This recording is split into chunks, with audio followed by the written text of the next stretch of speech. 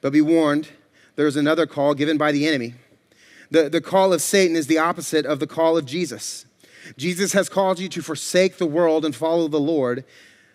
Satan calls you to forsake the Lord and gain the world.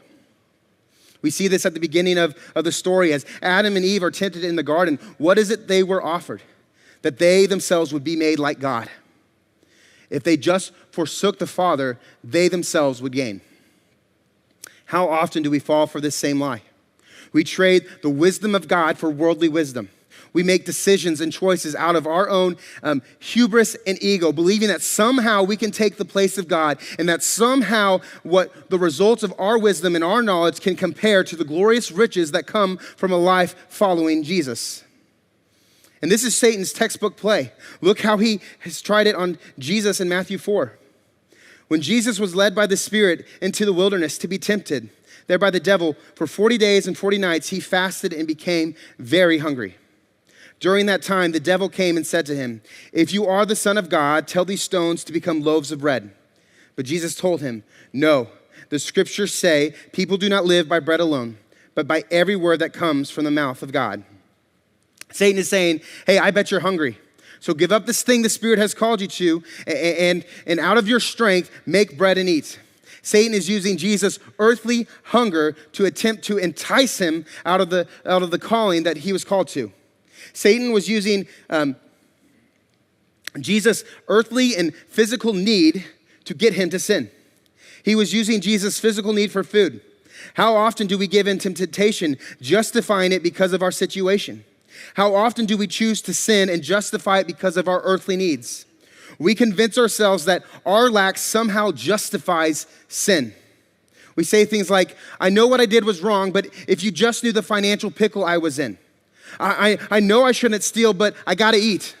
I know I shouldn't lie on my taxes, but I have bills to pay. How quickly do we begin to justify not living into our calling? Instead of trusting in the sufficiency and the provision of God, we choose to satisfy our earthly needs out of our own wisdom. Then the devil took him to the holy city, Jerusalem, to the highest point of the temple and said, "If you are the Son of God, jump off. For the scriptures say, he will order his angels to protect you, and they will hold you up with their hands, so you won't even hurt your foot on a stone." Jesus responded, "The scriptures also say you must not test the Lord your God." Satan tells Jesus to recklessly test God. He says, Jesus, you know your importance. God won't let anything bad happen to you. So do this foolish act. Prove your value and your importance through this dangerous act. Satan appeals to ego and pride. Show the world how much you matter by testing God.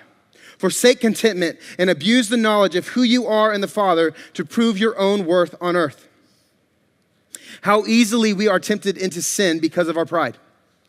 How often do we do things our way because deep down we truly believe we know better than God? How often do we find ourselves believing that we are above the rules, that somehow we are so important that we are untouchable? Next, the devil took him to the peak of a very high mountain and showed him all the kingdoms of the world and their glory. "I will give it all to you," he said, "if you will kneel down and worship me." "Get out of here, Satan," Jesus told him. "For the scriptures say, you must worship the Lord your God and serve him only." This last temptation is the most blatant. Satan is telling Jesus, if you just forsake the Father and worship me, I will give you all the world, all of its riches, all of its glory. Here and now, it is yours, just worship me. How often do we fall for this? How easy it is for us to forsake the Lord in exchange for riches. We cut corners and cheat others in the pursuit of what we desire instead of being content in what God has given us. We lose ourselves in the call of gaining more. We give in to the temptation because of what we might get in exchange. Satan appeals to our fleshly and earthly desires in the hope that we would give up on our God-given calling. The enemy appeals to our physical needs and desires. He appeals to our pride and our ego. He appeals to our desire for worldly riches and pleasure, all at the cost of our calling.